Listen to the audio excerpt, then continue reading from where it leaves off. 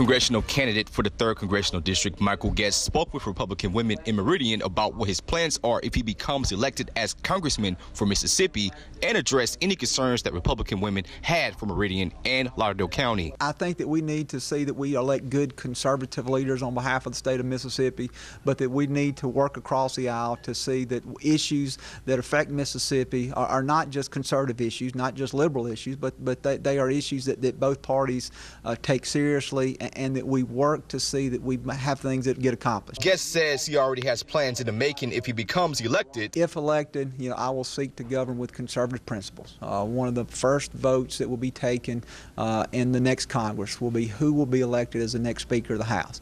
I can tell you that I would vote for someone who would have a conservative agenda, someone who would want to work with the President to see that his plan for our nation continue to be carried out. Guest also says his background experience helps him stand out against his opponent, Michael Evans, in this election. I think the advantage that I have is that, for the last 22 years, I have fought on behalf of the people of Mississippi as a prosecutor. I fought to see that the guilty are convicted and that justice prevails. I've worked with law enforcement to see that our communities remain great places to live and worship and raise a family.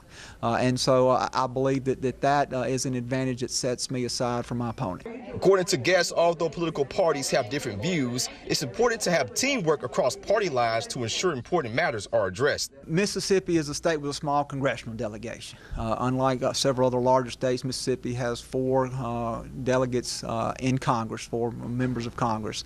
Currently, there are 3 Republicans and 1 Democrat. I believe that if you are elected to represent any part of Mississippi, that you represent Mississippi as a whole. And I believe that for Mississippi to be successful, you're going to have those individuals who are elected as Republicans and Democrats working together to put the interests of the state first. I'm Cameron Brewer, reporting for Twin States News. Guest will run against Democratic candidate Michael Evans on November the 6th.